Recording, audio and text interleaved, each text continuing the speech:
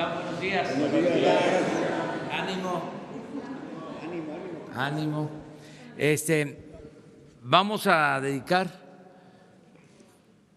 todo el tiempo posible a la sesión de preguntas y respuestas. ¿Es mejor? Empezamos. Buenos días, presidente.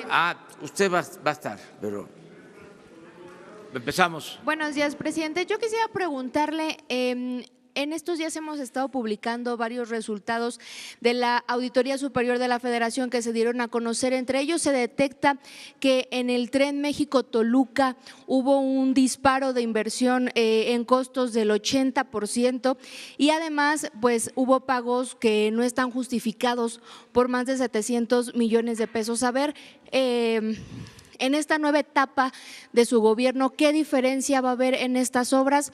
Había una visita el próximo jueves que se pospuso, saber también por qué.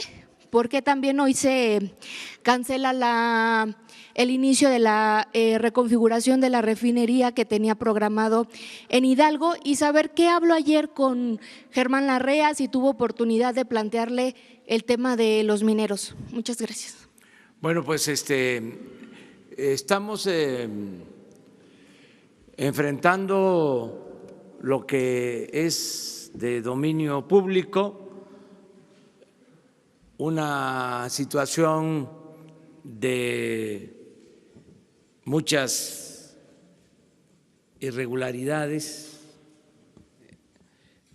una herencia de obras inconclusas, de inversiones sin beneficios.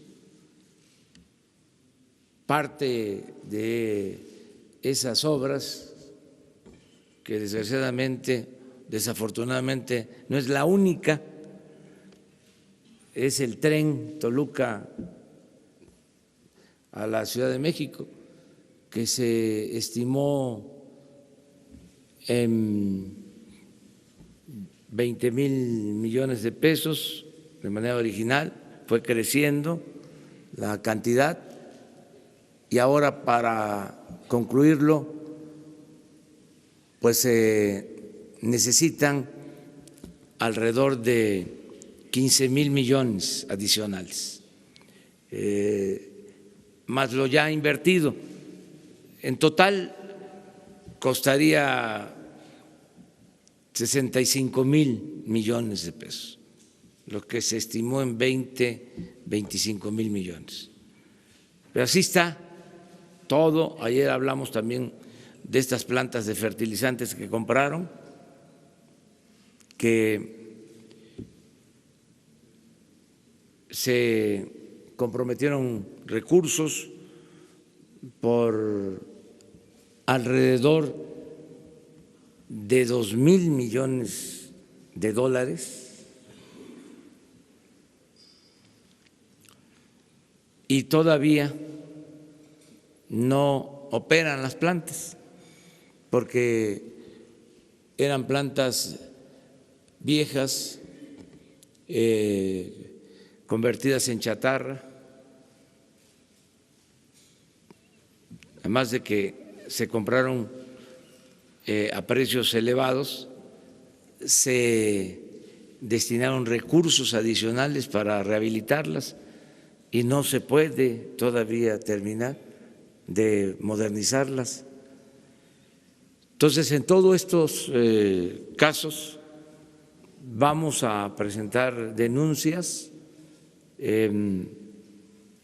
para no ser nosotros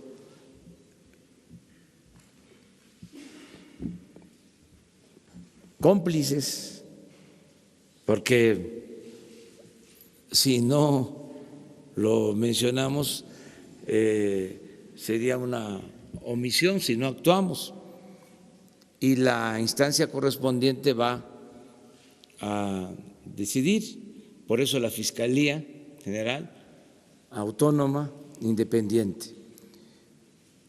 Pero pues son muchos temas así.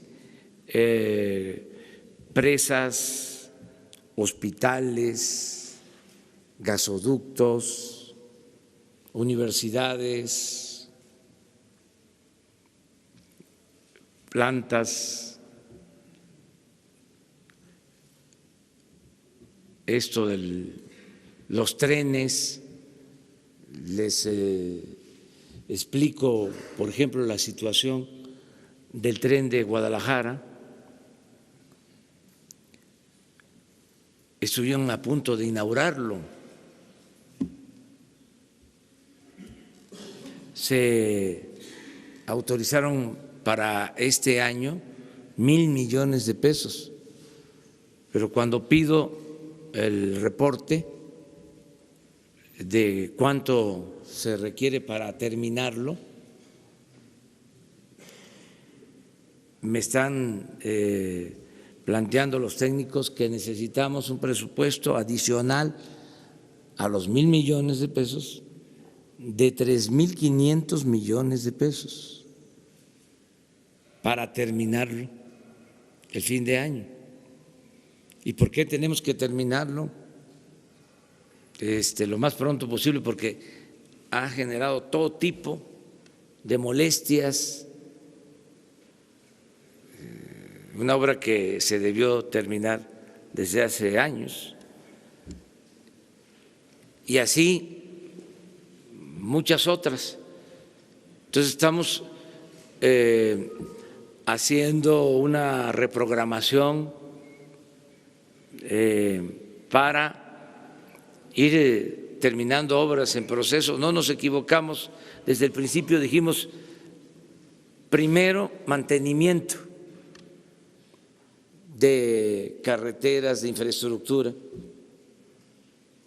Afortunadamente se aprobó presupuesto para mantenimiento de caminos y ya tengo el informe que se han licitado el 75% de las obras de mantenimiento a estas alturas. Eso fue un avance. Lo segundo, se le dio importancia a las obras en proceso, pero son tantas que no va a alcanzar el presupuesto de este año. Tenemos que reprogramar la terminación de estas obras. El caso del tren de Guadalajara, pues son 4,500 millones. El caso del tren de Toluca a Ciudad de México, alrededor de 15,000 millones. Entonces, vamos a priorizar. A lo mejor terminamos el de Guadalajara para resolver ese asunto y nos queda el de Toluca a la Ciudad de México para terminarlo en 2, 3 años, en la medida de que se reprograme el presupuesto. Pero eso es lo que se recibió, una situación de mucho tiradero de obra. Se hacían muchas obras para beneficio de compañías constructoras y no se pensaba en el interés general. Pero vamos a salir adelante. ¿Cuál es tu otra? Canceló su visita el próximo jueves. Tengo hoy una reunión para lo del tren precisamente con el secretario de Comunicaciones, con la jefa de gobierno, porque hay un tramo que tiene que ver con la Ciudad de México, donde vamos a tomar ya una definición. Y no tenía caso que yo fuera sin tener todos los elementos, por eso se pospuso. Y la segunda era la reunión que tuvo ayer con algunos empresarios. Vino Germán Larrea, si pudo comentarle el tema de los mineros. No exactamente lo de los mineros, pero sí me reuní con un grupo de empresarios para intercambiar puntos de vista con el propósito de que se invierta en el país, porque necesitamos que haya crecimiento de la economía, necesitamos generar empleos y fue muy buena la reunión. Ellos tienen inversiones en el sector minero, en el energético, tienen inversiones en comunicaciones, el grupo con el que me reuní, y lo voy a seguir haciendo para que se estimule la inversión, que haya confianza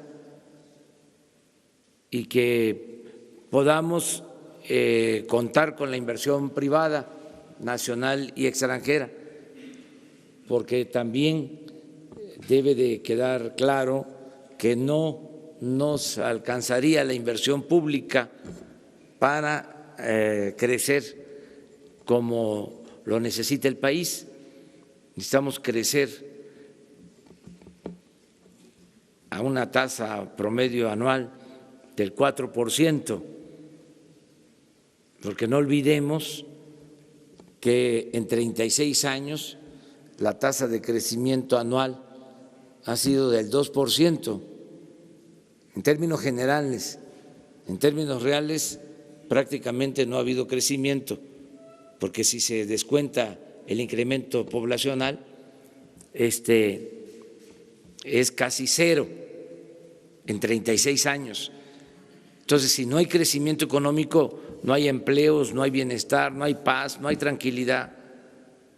Yo estoy convencido, seguro, que vamos a avanzar mucho y que va a haber crecimiento económico. Entre otras cosas, insisto, porque no va a haber corrupción, que ese es un ingrediente que impide,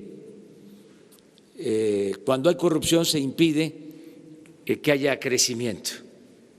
O sea, la corrupción impide el crecimiento. O sea, entonces, al no permitirse la corrupción, hay crecimiento. Se los explico de manera sencilla.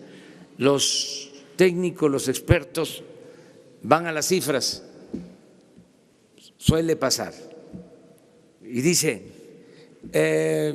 la inversión pública en México es de las más bajas del mundo.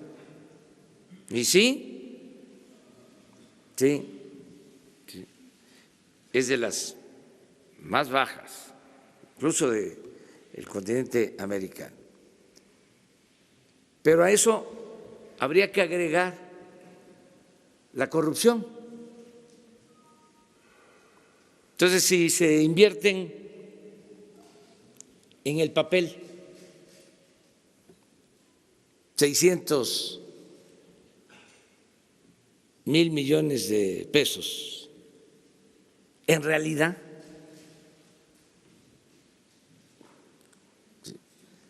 son efectivos, si acaso, 300,000. Porque esa inversión pública se convierte en corrupción en su mayor parte, y además se hacen obras que no se terminan. ¿Qué va a pasar ahora?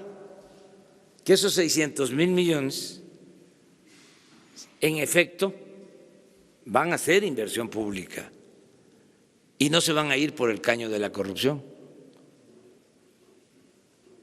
Entonces tengo confianza de que esto nos va a permitir crecer.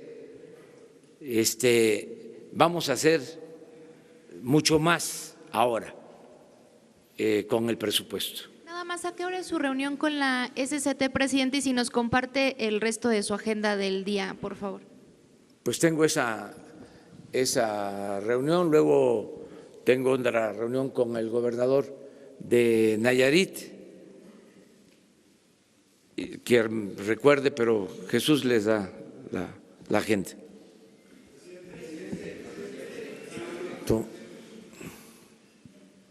Vamos a 3 aquí, 3 y 3. Buenos días. ¿Qué información tiene sobre los refugios de mujeres en situación de violencia? Porque los recursos federales no están llegando. ¿Hay alguna razón en particular para frenar esta ayuda? También ayer el vicepresidente de Estados Unidos le pide reconocer a Juan Guaidó y en este mismo tema pedirle una opinión de lo que sucedió ayer con el periodista mexicano Jorge Ramos allá en Venezuela. Bueno, gracias. Mire, nada que signifique justicia va a ser hecho a un lado. Que quede claro. Refugio de mujeres maltratadas, discriminadas, en riesgo, todo eso se mantiene. Eso y más. Lo que estamos haciendo es terminar con los gastos superfluos. Les voy a dar un ejemplo, 2 ejemplos, y pueden ser 3. Miren, 1 millón de personas con discapacidad ya están recibiendo, no todos, pero ya muchos, y yo espero que en un mes todos están recibiendo una pensión de 2.550 pesos cada 2 meses.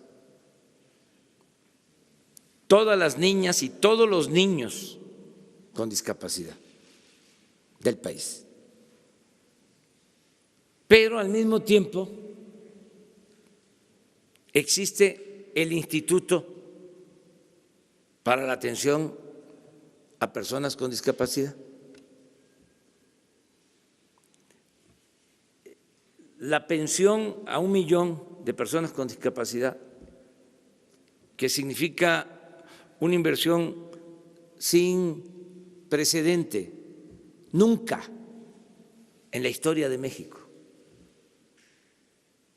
se había destinado tanto, y les invito a que revisen el gasto público sobre esto.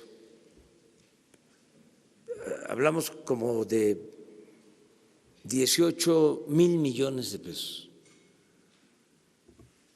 Pero se creó un instituto. El instituto tiene 600, 800 millones, algo así. Entonces, ¿qué estamos haciendo? Pues que ese instituto, los recursos de ese instituto, se sumen para el apoyo a personas con discapacidad. Porque antes todo era el instituto. Para niños de la calle, un instituto. Para madres solteras, un instituto. Para adultos mayores, un instituto. Y cada instituto con un director general o directora general o coordinadora,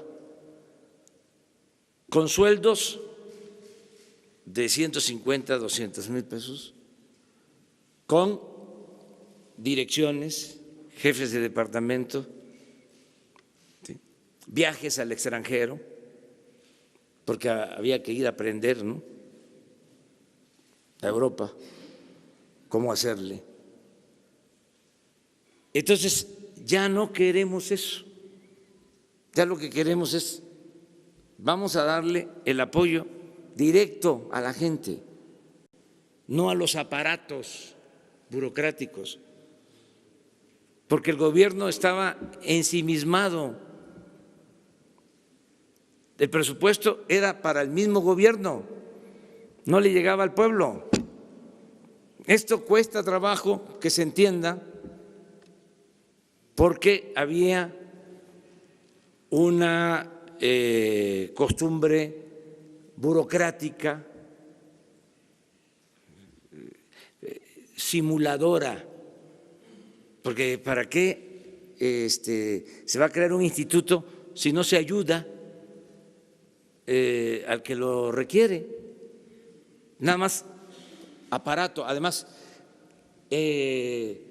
porque el neoliberalismo tuvo que ver también con la formación académica, las famosas políticas públicas, se iban al extranjero a tomar cursos y era para eso, para venir a crear institutos, ¿no?, de todo.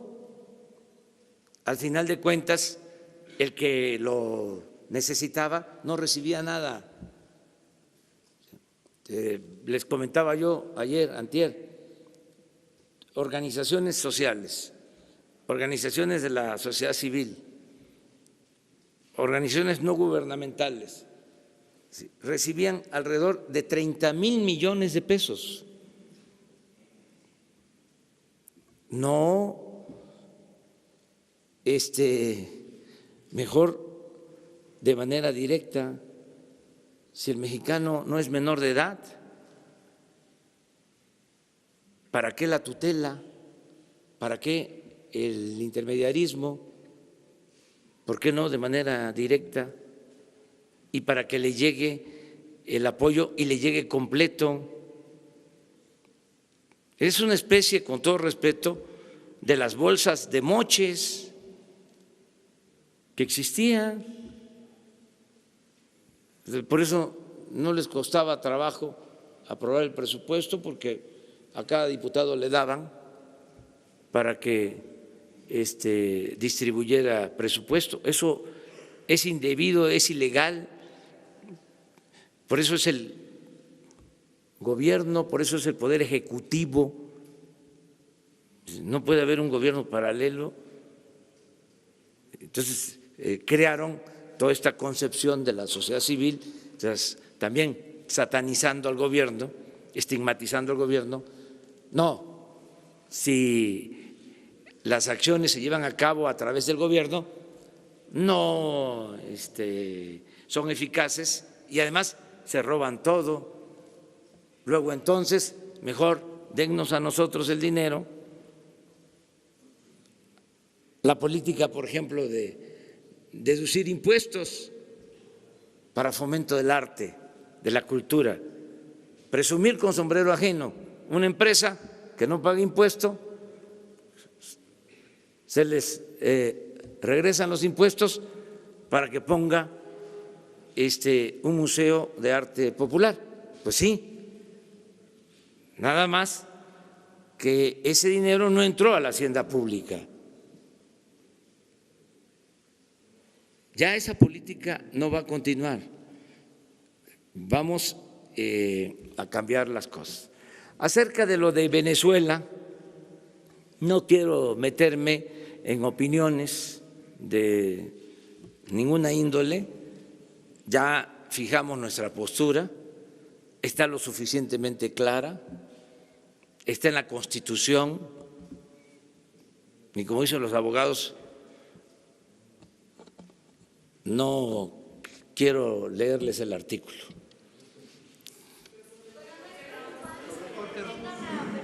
Presidente, la retención de un ciudadano mexicano no merece que el presidente de la República se pronuncie al respecto. Sí, nosotros somos partidarios de la libertad de expresión, de el respeto que debe de haber para el ejercicio libre del periodismo en México y en el mundo. Eso es lo que puedo señalar. Va a hablar, soy Agustín Velasco de Uno TV, va a hablar con el periodista, lo va a buscar para platicar con él, aunque sea vía Desde telefónica. ahora le expreso mi solidaridad, desde aquí. Lo que no quiero es involucrarme en un asunto que está muy polarizado. No quiero ser candil de la calle y oscuridad de la casa. Quiero primero atender nuestros asuntos, pero además apegarme a la política de principios que siempre se ha aplicado, desde luego, en los mejores tiempos. Sí. Aquí sí rectifico, no siempre. La política de no intervención y autodeterminación de los pueblos y solución pacífica de las controversias. Entonces, no quiero meterme en esto, es muy claro.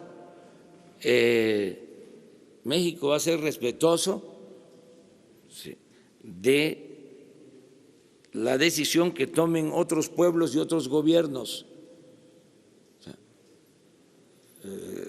A nadie nos gusta que nuestros vecinos o quienes viven en la colonia se metan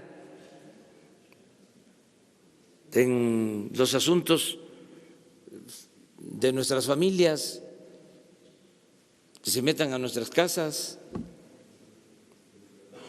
Y no olvidemos, el respeto al derecho ajeno es la paz. Presidente. Ahora, ¿quiénes somos nosotros para entrometernos y juzgar sobre lo que sucede en otro país? Presidente, ¿qué pueden Es que- esperar? ¿Qué pueden esperar los mexicanos que se encuentran en Venezuela de su Todo gobierno? nuestro apoyo, eso es distinto. Todo nuestro respaldo y esperemos por eso de que se solucionen los problemas de manera pacífica, que no haya violencia. Somos partidarios de la no violencia. Y no quiero hablar más.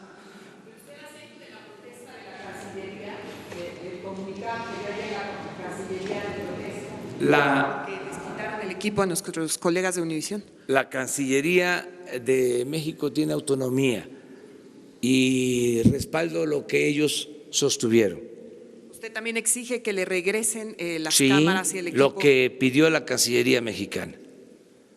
Pero no voy a abordar más sobre el tema, porque me metería yo a un terreno que no nos corresponde. Pero sí ratifica la protesta de la Cancillería. Sí, sí lo hizo nuestra Cancillería.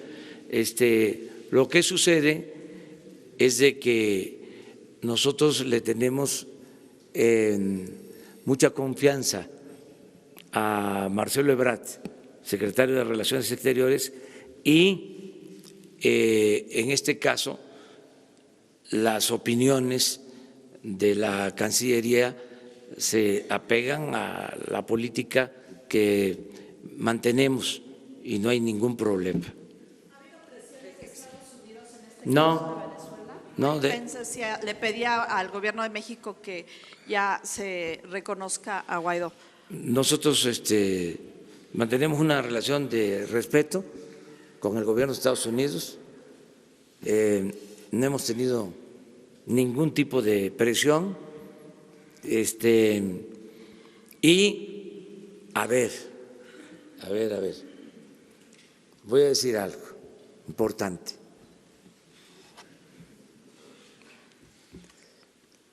Convoco respetuosamente a las partes en conflicto a que se sienten a dialogar y a buscar una salida pacífica.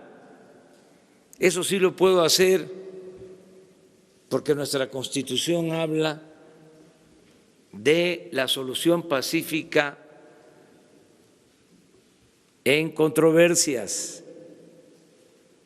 A eso convoco, no a la polarización, no a la confrontación, no a la manipulación, mucho menos a la violencia. Entonces, esa es mi postura: solución pacífica al conflicto mediante el diálogo. Y agrego algo más para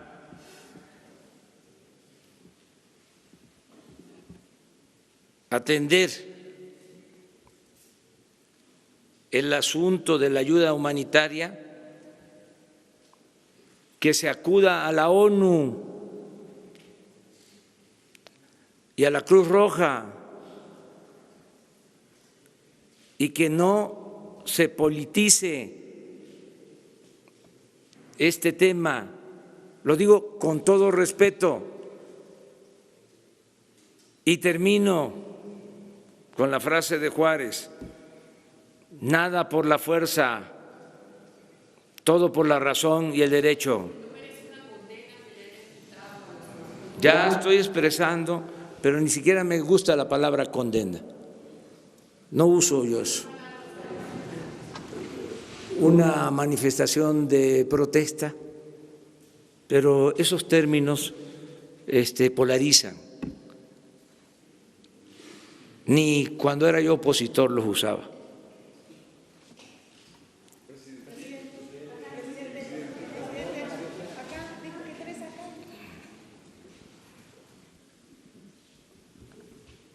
Buenos días, presidente. Rafael Herrera para Sin Censura con Vicente Serrano desde Chicago. Presidente, no sé si usted esté enterado de lo que circula en redes sociales, pero toma fuerza la idea de bonos para rescatar a Pemex. ¿Existe algún mecanismo para que los mexicanos inviertan en Pemex? Y en ese sentido, presidente, también hay un gran pedido de muchos mexicanos en Estados Unidos para que se les permita invertir por medio de préstamos hipotecarios de Infonavit. ¿Se puede? ¿Se ha hablado de esta posibilidad? Y por último, y si me permite, usted, presidente, se comprometió hace 3 semanas con el titular de Sin Censura, Vicente Serrano, a presentar un plan de apoyo a los migrantes en el extranjero. Hace una semana usted me dijo que las semanas pasadas iba a presentar este plan, pero pasó la semana y no se presentó. ¿Nos podría adelantar, presidente, si ya tiene algún avance de inversión, una cifra de inversión, y cuáles van a ser las prioridades de este plan? Muchas gracias, presidente. Bueno, sobre esto último, en efecto, yo tengo ese compromiso y esta semana le voy a pedir que venga con ustedes y comparezca el secretario de Relaciones Exteriores para hablar sobre el apoyo a nuestros paisanos migrantes esta semana. ¿Qué otra cosa preguntaste? Si los mexicanos de a pie podrían invertir en México, en claro, Pemex. La mejor inversión es que todos ayudemos, como lo hacen millones de mexicanos, pagando nuestros impuestos para fortalecer la hacienda pública, y que todos ayuden también actuando como guardianes para no permitir la corrupción en el país. esa es una forma de contribuir. Nuestros paisanos migrantes ayudan muchísimo, envían cada año a sus familiares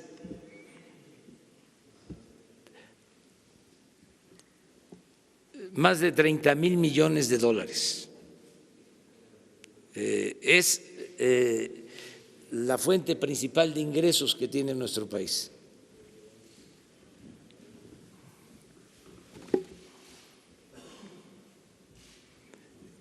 Es la principal fuente de ingresos que tiene. Ya me trajeron mi acordeón. Entonces, ayudan mucho, ¿sí? Y desde luego que están abiertas las posibilidades de inversión. En este caso, para Pemex, los ciudadanos de Apoe puedan invertir en bonos en Pemex para su rescate. Eso habría que verlo de acuerdo a las leyes vigentes, ¿sí? Pero estamos rescatando a Pemex porque se está invirtiendo, eso lo tienen que saber todos los mexicanos. Vamos a rescatar a Pemex. Se está invirtiendo como nunca en los últimos tiempos para producir más petróleo crudo y es un negocio muy rentable porque si no hay corrupción, extraer un barril de petróleo cuesta cuando mucho, $6. Y se está vendiendo en $54 el barril. O sea, no hay ningún negocio tan rentable como la extracción del petróleo. Lo que pasa es que se esmeraron en buscar destruir a Pemex, como se esmeraron mucho en destruir al país. Con la política neoliberal, con la política de pillaje, pero afortunadamente, como una bendición, ya cuando estaban por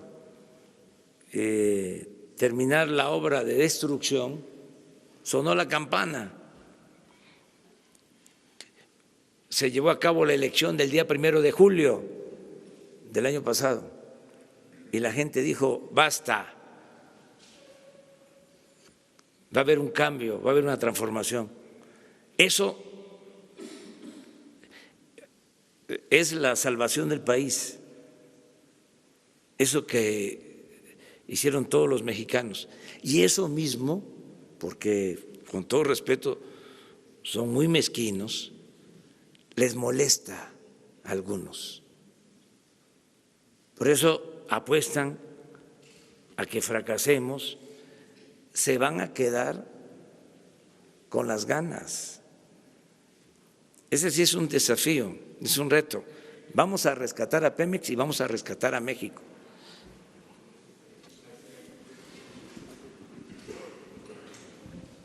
Gracias. Buenos días, señor presidente. Bueno, pongo de pie para que las redes sociales no nos digan de cosas. Ok. Urbano Barrera, del diario Ovaciones, señor presidente. 3 preguntas. La primera, entendemos las variaciones en el costo de la gasolina, pero quisiéramos que le dijera a la sociedad si está comprando la gasolina a mejor precio, sin moches, sin corrupción, si está limpiando toda la cadena, ¿por qué para usted el incremento en el combustible, en la gasolina? La segunda, ya casi está lista la Guardia Nacional, está perfilado todo el esquema de seguridad y se va a apoyar la seguridad pública. ¿Qué va a hacer usted cuando se enfrente a los problemas de la infraestructura, ¿no? Por ejemplo, en la Ciudad de México, que es una de las policías mejor estructuradas, tenemos 5,000 patrullas, pero 1,000 están paradas por falta de mantenimiento, por cuestiones no muy claras ahí, es el 20%, son algo así como 62 patrullas por alcaldía. ¿Qué pasa ahí? Y la tercera, si usted contempla decirle a la jefa de gobierno, Claudia, que hace falta una limpia en la policía del metro. Nos enteramos el sábado anterior, el sábado 16, de la señora María Guadalupe Fuentes Arias, se desmayó en la estación Tacubaya, llegan a asistirla el personal policíaco de la estación, la meten a uno de los cubículos, después sale y la colocan en una escalinata de entrada, sin celular, sin dinero, le dejaron 3 pesos. Hay videos que grabaron todo, están en la carpeta de investigación, pero no ha ocurrido nada y siguen impunes estas personas. A eso se exponen las jóvenes, ha habido problemas de jóvenes atacadas en el metro. Es necesaria una limpia. ¿Qué le podría decirle a la jefa de gobierno? Esas 3 cuestiones, señor presidente. Gracias. Miren, es muy buena pregunta lo del aumento en el precio de la gasolina, porque me sirve para informar en general y contrarrestar malos entendidos y la mala fe también de nuestros adversarios. ¿Qué ha pasado en el tiempo que llevamos con el precio de las gasolinas y del diésel? Ha habido un aumento en la gasolina magna y una disminución en la premium. Le estoy dando a conocer esto que considero importante. De acuerdo al precio que Pemex vende a los expendios, esto puede significar más o menos de conformidad con el margen de utilidad que tengan los concesionarios, pero el precio base en el tiempo que llevamos ha aumentado en la gasolina magna y ha disminuido en la premium. De todas maneras, yo tengo un compromiso que voy a cumplir para que se sepa. No va a aumentar la gasolina, ni el diésel, ni el gas, ni la luz en términos reales. Si se está dando este aumento, estamos esperando el momento para hacer un ajuste, para cumplir el compromiso. ¿Qué significa? La gasolina no va a aumentar arriba de la inflación, nunca, ni el diésel, ni el gas, ni la luz. Y digo esto porque en mis giras, en algunos casos me muestran recibos de luz que vienen por arriba de lo normal y ya di instrucciones para que se revisen, porque no quiero de que al interior del gobierno los que tienen que ver con esto nos estén jugando chueco para provocar inconformidad con la gente. Entonces, decirle a la gente que voy a cumplir con el compromiso de que no aumenten los precios de energéticos en términos reales. Voy a cumplir eso. Acerca de lo de la Guardia Nacional, es una muy buena pregunta. Hoy trabajamos sobre eso. Les puedo decir ahora con más información, con más elementos, el pueblo de México no tenía protección, no habían elementos del gobierno federal encargados de la seguridad pública. se reducía a 18,000 elementos de Gendarmería y de la Policía Federal, que además tenían otras encomiendas. No había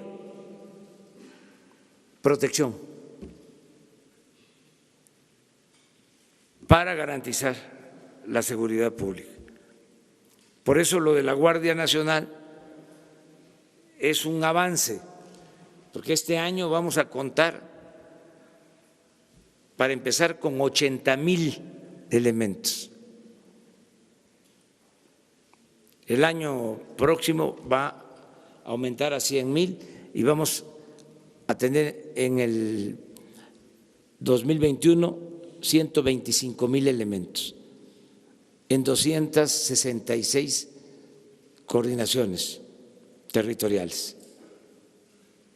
Ya estamos trabajando con ese propósito y eso me da mucha tranquilidad porque vamos a poder resolver el problema de la inseguridad y de la violencia. Acerca de abusos que se cometen, pues tiene que actuarse castigando esos abusos.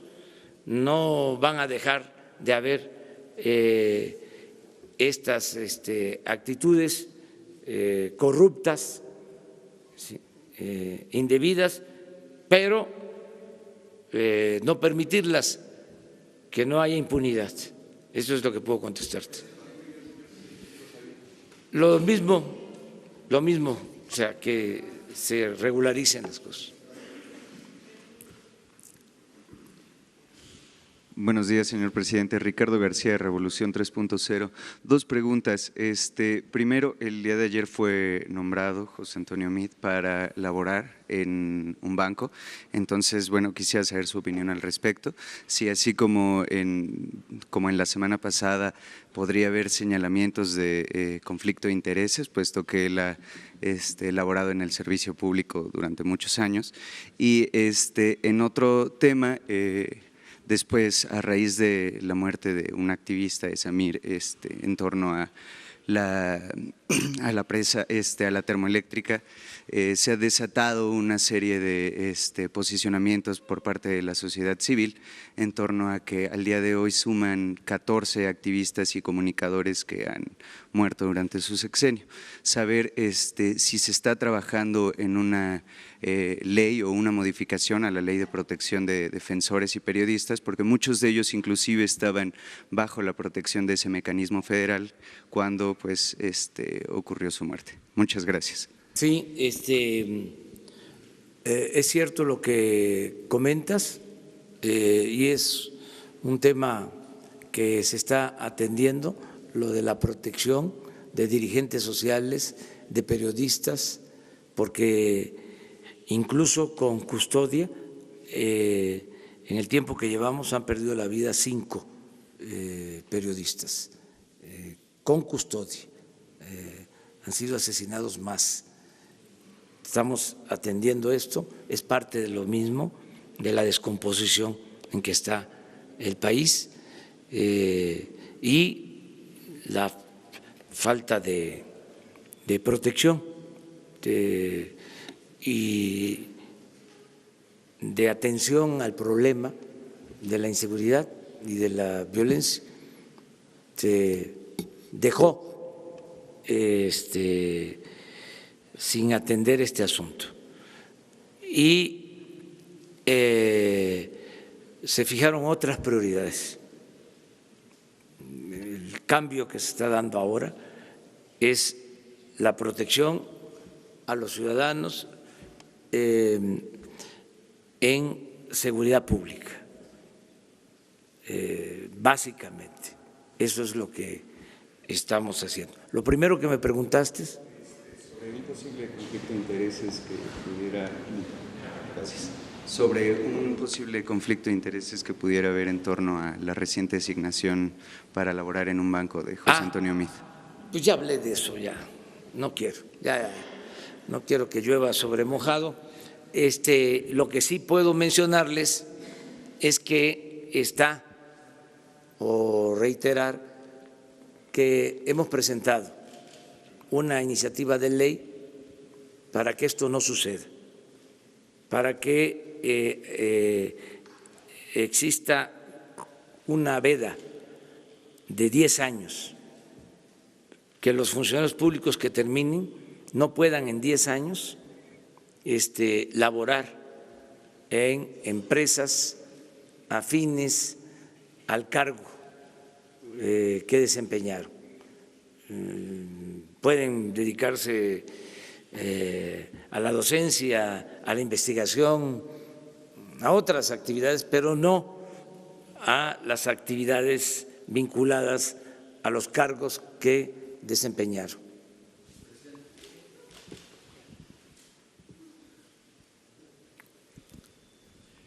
¿Qué tal? Alberto Rodríguez, de SDP Noticias.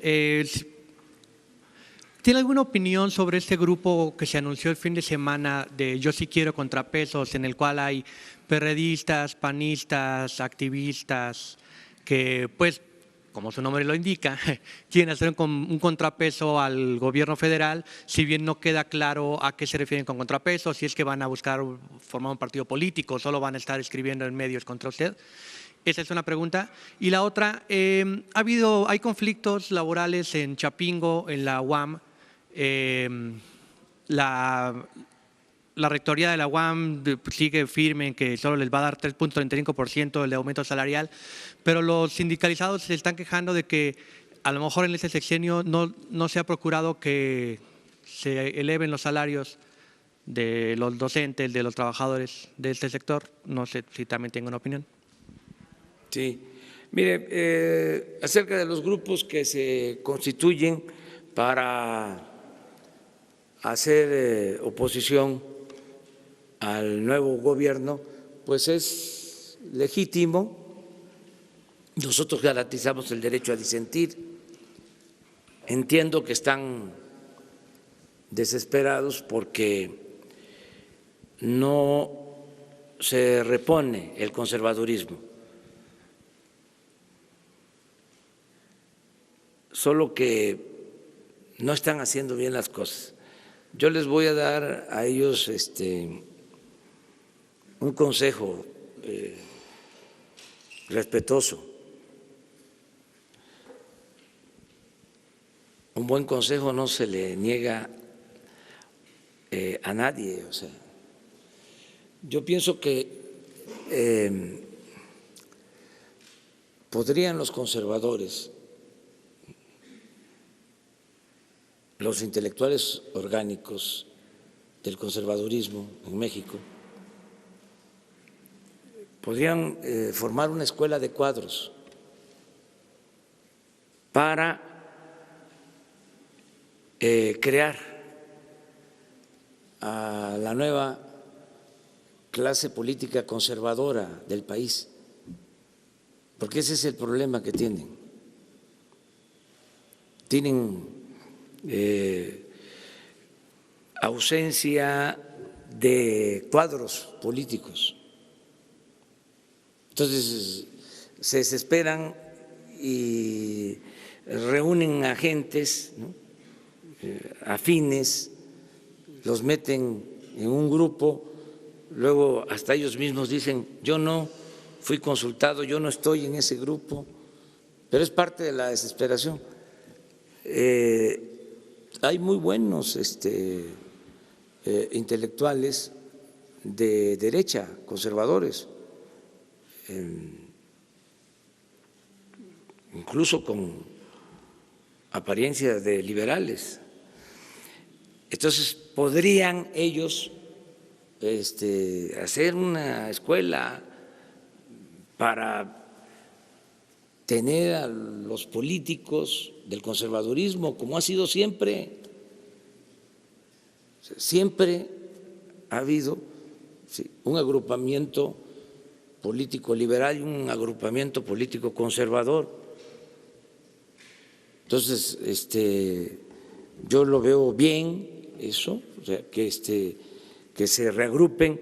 ¿Qué sucede? De que están atravesando una crisis y se están precipitando pensando que de la noche a la mañana pueden crear un grupo. No, tienen que formar cuadros, no sacar la nota, ¿no? Ya se reunieron tantos y van a hacer contrapesos, pero eso es muy ficticio, pues. Es como para decirles ternuritas. ¿Cree que Ricardo Anaya esté detrás de esta formación? ¿Cómo? ¿Cree usted que Ricardo Anaya esté detrás de esta formación? No, él podría estar en la formación, pero ellos hay escritores en la prensa fifí, en la academia, gente de derecha, de conservadores, pues, que es evidente que no les gusta lo que está sucediendo en el país, no nos ven con buenos ojos, están en contra de nosotros, pero bueno, todo eso es permitido, es parte de la democracia, es el derecho a disentir. Entonces, nada más que no hagan el ridículo, que hagan bien las cosas. Y lo de la UAM, si el gobierno está a favor de que haya Nosotros incrementos salariales. Cumplimos a las universidades con el compromiso de que cuando menos iban a tener el mismo presupuesto más inflación. Incluso hubo un error al principio en el manejo del presupuesto y luego yo acepté públicamente de que se les estaba dando menos y se les dio un presupuesto adicional. Pero tiene que ver con la política de cada universidad y ser respetuoso de las autonomías.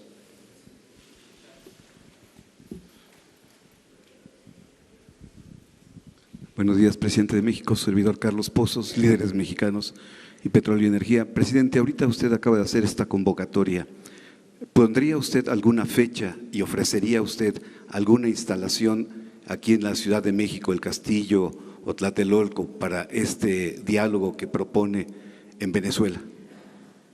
Sí, si nos los piden las partes. México siempre estaría en condiciones de ayudar en la realización de un diálogo para conseguir la paz en cualquier nación. Están abiertas las puertas de nuestro territorio para que se dialogue, y ese papel de intermediación para que haya diálogo lo podrían hacer no solo los mexicanos, no solo nosotros, lo podrían hacer los uruguayos, diplomáticos de prestigio mundial, la ONU, incluso hasta el Papa Francisco, que ya lo ha hecho. O sea, acuérdense de que hubo un acercamiento durante el gobierno del presidente Obama con el gobierno de Cuba y participó el Papa Francisco en el logro de ese diálogo. Y lo mismo para el caso de Colombia, en un acuerdo de paz. Entonces, sí hay forma de que se busque una salida pacífica al conflicto de Venezuela y es cosa de que las partes muestren voluntad para eso.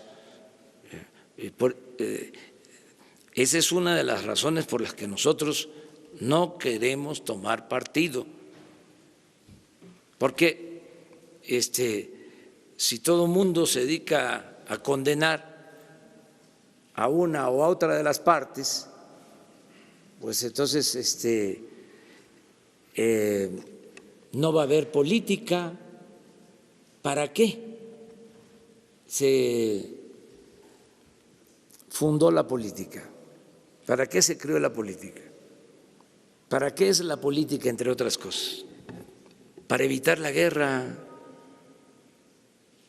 Y más, la diplomacia.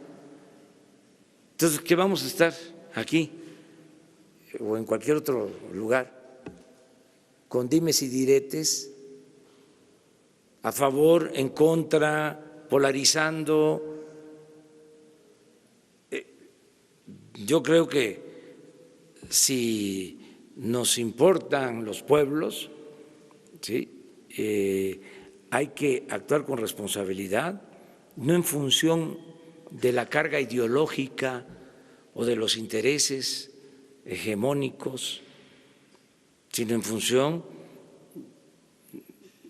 del interés general y del interés de los ciudadanos de manera auténtica, de manera real, no utilizar pretextos que no tienen que ver con el sentido común. A veces yo no me puedo meter, tengo que estar ahí en el límite, ¿no? Pero hay cosas que ofenden la inteligencia. De veras.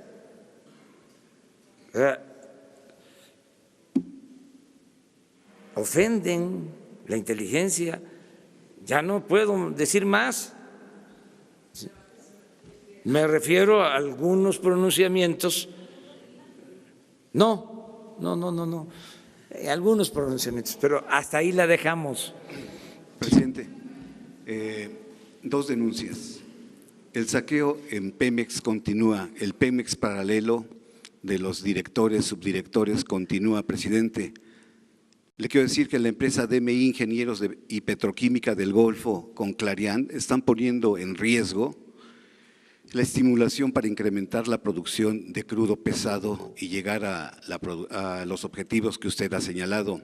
Hasta el día de hoy también, señor presidente, en Houston, hasta hoy en la mañana funciona la oficina PPI, que es Pemex Procurement International, con 90 personas y continúan haciendo sendos negocios para que usted lo tome en consideración. Y mi segunda pregunta, presidente, las cifras de turismo han caído. ¿Qué va a hacer el gobierno sin promoción turística en el extranjero? ¿Cómo atraer esa inversión para atraer turismo y sea el motor del desarrollo económico también? Bueno, acerca de lo último, todas las embajadas que tiene México en el extranjero van a ayudar en la promoción turística. Y la mejor promoción es el que haya paz y haya seguridad en el país. Lo que afecta más el ingreso de turistas es el ambiente de inseguridad. Entonces nosotros pensamos que vamos a resolver esto, va a haber paz, va a haber tranquilidad y van a llegar muchos turistas. Ya no hay el fondo del turismo porque había, vamos a decirlo físicamente, técnicamente, en el marco de la jeringonza neoliberal, había opacidad. Entonces, eso ya se termina. Y esos recursos son los que se van a utilizar para la construcción del Tren Maya. Y quienes manejaban estos recursos pues no están conformes. Ya lo he dicho, habían oficinas en el extranjero. Nada más había un programa que se llamaba ProMéxico con 60 oficinas en las distintas ciudades del mundo. Ustedes han visto aquí, en la capital o en cualquier estado de la República, una oficina pro Francia, pro Alemania, pro Estados Unidos, pro Japón. No, eran de las extravagancias que se cometían. Entonces se puso orden también en eso. Acerca de Pemex Internacional, es una empresa que está constituida desde hace mucho tiempo. Estamos limpiando esa empresa porque es la que compra los combustibles, es la que tiene la venta también del petróleo en el extranjero. Es una de las empresas más importantes, estratégicas. Se está limpiando de malos manejos. Hay mucha gente todavía, no solo en Pemex, en todo el gobierno. O sea, están ahí. Nos va a llevar algún tiempo, pero vamos a ir limpiando. Vamos a ir poco a poco, ¿no? Quitando gente que no ayuda. Y esa es una labor de ustedes. ¿Quiénes han ayudado más? De aquí, de esta conferencia, salió lo del subdirector de Pemex, ¿no? O sea, que no se le está juzgando porque no es juicio sumario, es, a ver, que se haga la investigación. Mientras tanto, espera, ¿sí? Pero salió de aquí, de este rango. Acaba de haber un caso en aduanas que se denunció aquí, ¿sí? También. Y así muchos otros. Entonces, que todos ayudemos, transparencia, ¿sí? Para que se termine con la corrupción. Terminamos contigo. Presidente, Demián Duarte, de Relación con los Negocios de Política y Regional del Proyecto Corte de Sonora, nos va a visitar el próximo sábado en nuestro estado. Y en Sonora tenemos algunas preocupaciones y planteamientos que tienen que ver con la política del gobierno federal. Uno de ellos es, tenemos la carretera interminable, tiene 20 años reconstruyéndose la carretera federal 15 en el tramo Estación Don Nogales. Se le han invertido 23,000 millones de pesos y no se ha terminado. Incluso Peña Nieto fue la última semana de su gobierno y la entregó sin terminar. La pregunta en particular es si hay un plan en ese caso en específico para terminar la carretera. El otro gran tema que tenemos en este momento, porque se acerca el calor y usted ha estado con nosotros en Hermosillo y en distintos lugares de Sonora, es el famoso subsidio para la tarifa 1F, que no nomás aplica a Sonora, también aplica a Baja California y algunas otras entidades como Chihuahua. Esto cuesta para el caso de Sonora 301 millones de pesos que aporta en buena parte la Secretaría de Hacienda. Preguntar si hay una determinación al respecto. Y la tercera y última, si es tan amable, señor presidente, tenemos una situación de inseguridad que nos preocupa mucho a los sonorenses en el sur del estado, particularmente en Ciudad Obregón, y se contagia continuamente en Empalme y a Guaymas con situaciones, válgame, pues de muertos casi de manera cotidiana. No se incluyó a Sonora ni a esta región entre las zonas de seguridad prioritarias, las 17 que definieron. Si hay un plan, porque incluso la gobernadora Pavlovich ya ha pedido que se considere esta región en específico por el problema que tiene. Muchas gracias, presidente. Sí, mira, muy importantes, puntuales tus tres preguntas. La primera, tengo el informe que la carretera la vamos a concluir en el mes de mayo. Sí. No quiero decir para abril o para mayo, pero el ingeniero Cedri acaba de estar en la revisión de el tramo que nos falta de concluir, que es el de Santana Nogales. Es ahí donde tenemos más problemas. Pero según su informe, en mayo se termina esta carretera, que es muy importante, atraviesa prácticamente todo Sonora. Es una carretera de concreto y sí, con un costo estimado de alrededor de 23, 25 mil millones de pesos. Esa es su primer pregunta. Ahora mismo voy a hablar con el ingeniero Cedri para que se cumpla con esto. Lo segundo, en Sinaloa me hicieron el mismo planteamiento sobre la temporada de calor y el subsidio que Hacienda destina para la energía eléctrica. Lo estoy revisando este asunto, pero el propósito es que no se afecte a la población, que lo que ya es un compromiso del gobierno se mantenga. De todas maneras, lo voy a revisar. Me lo han planteado en el norte del país, me lo plantearon, repito, en Sinaloa, y ahora me lo planteas tú, de Sonora. Sobre lo tercero, en efecto, de Sonora, la zona con más violencia es el sur, de Cajeme, desafortunadamente, y no se incluyó en las primeras regiones prioritarias porque se hizo una revisión y aunque hay violencia en Cajeme, la situación de las 15 regiones que se seleccionaron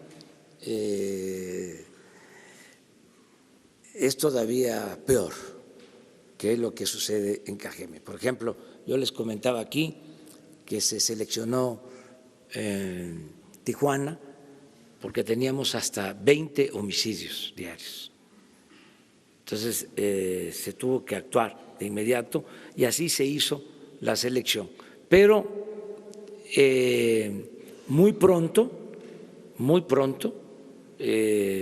ya vamos a atender 150 regiones del país con la Guardia Nacional. Yo espero que ya se apruebe la Guardia por la Cámara de Diputados, que nos ayuden en los congresos locales, porque es una reforma constitucional que requiere de la mayoría de los congresos locales en su aprobación, pero ya tenemos el plan y ya se autorizaron los recursos, el presupuesto para la Guardia Nacional, y de esta manera vamos a estar en mejores condiciones de atender la demanda de seguridad en Sonora y en todo el país. Muchas gracias. ¿No, cómo? ¿Ya vio el video de la detención de la maestra Lester Gordillo hace 6 años? No lo he visto. ¿Hay condiciones para que regrese la maestra al escenario político? No, es que no he visto el video. Déjame que yo lo vea. No, pero digo, aparte, Sí. esto es aparte. La sección 22 de la CENTE se está manifestando afuera de Palacio Nacional en ese momento. Esta organización recibía recursos de parte del gobierno federal. Usted ha hecho el compromiso de que se van a seguir cumpliendo esos compromisos. ¿Habrá algún momento en que se sienten con la CENTE para evitar ese tipo de presiones que hacen en contra de gobiernos estatales, el propio gobierno federal, toda vez que están anunciando que se van a quedar en plantón permanente aquí hasta que ustedes cumplan el pliego petitorio que les quieren entregar? Y segundo, presidente, rapidísimo, hoy publicamos también que, de acuerdo con información del INEGI, durante diciembre se creció solamente al 0.2%. ¿Hay expectativa de que el crecimiento, como usted ha ofrecido, sí se alcance la cifra del 4% que nos ha comentado desde la campaña? Ahí vamos a ir 4% en promedio en el sexenio. Vamos poco a poco, pero sí tenemos confianza de que va a haber crecimiento y que vamos a cumplir nuestras metas. Aceptamos todos los desafíos. Acerca de las protestas, se atienden todas y es parte de nuestro trabajo escuchar a quienes están inconformes y buscar respuestas. Una ya, ¿no? A ver tú. Buen día, presidente Andrés Manuel López Obrador. Soy Daliria Oropesa de Pie de Página, piedepagina.mx. De acuerdo con las actas, ganó el no a la termoeléctrica en 11 municipios que son directamente afectados. También son afectados por el proyecto integral Morelos. Incluso en Ayala, que es la tierra del jefe Emiliano Zapata, los resultados son 3,000 a 300. ¿Cómo va a proceder el gobierno respecto a esto? En suma, ¿qué va a hacer su gobierno para garantizar el derecho constitucional internacional a que los pueblos sean consultados por sus modos propios? En Huesca hubo una asamblea en donde fue un rotundo no, igual se replicó en Hueyapan, en donde hubo un rotundo no. Entonces, por este lado, pues, ¿cómo se va a respetar el derecho a los pueblos a decidir? Y ¿cuál es la posibilidad de que a través de la UNESCO puedan pedir vulcanólogos y sismólogos para analizar la cuestión del proyecto integral Morelos, ya que pues varios riesgos han sido señalados por parte de la UNAM, de la UAP, de la UAM, en torno a los gasoductos que rodean el volcán? Entonces, pues estas cuestiones. Sí, se está consultando a organismos internacionales para que den su opinión. Ya hemos firmado incluso acuerdos, lo hicimos aquí, para ver la calidad del agua y estamos dispuestos a que cualquier organismo internacional revise esta situación. Y acerca de la consulta, pues lo que se hace es preguntarle a la gente, eso es la democracia. Pero ¿cómo, por ejemplo, Cuernavaca no podría decidir encima de los pueblos que están directamente afectados? Pues todos somos afectados en un sentido o en otro, porque si la planta no funciona, se tiene que comprar la energía eléctrica a empresas extranjeras a precios elevados, se tiene que pagar subsidio, se afecta a toda la población, o sea, es como se le quiera ver. Yo entiendo que existe inconformidad de parte de los afectados directos, pero también hay una afectación a la hacienda pública, el presupuesto es dinero de todos, son 25,000 millones de pesos. Entonces, no es un asunto sencillo, es complejo y la mejor manera de resolverlo es con el diálogo y con la democracia. No hay otra forma. El que si existe una inconformidad, existe un conflicto, vamos a preguntarle a la gente, que la gente decida. Eso nunca se había hecho en el país, nunca. Y por eso también mi reproche fraterno a las organizaciones que se presentan como de izquierda o radicales. Para mí eso es conservadurismo, eso es mantener el statu quo, es decir, es conservar, que sigan las cosas igual. Una realidad se conoce para transformarla.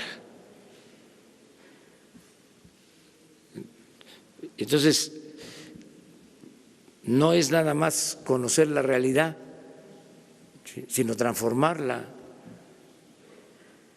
El que se utilice la democracia para resolver los problemas es un gran avance en un país donde casi nunca ha habido democracia.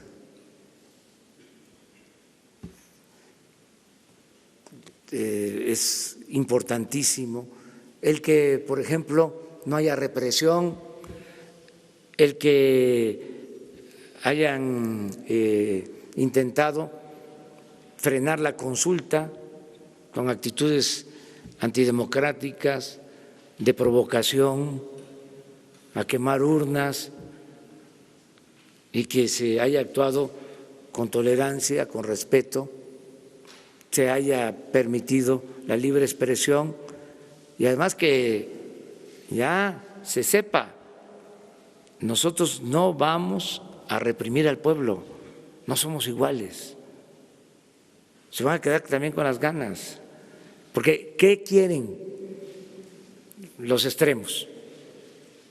La extrema derecha y la extrema izquierda, que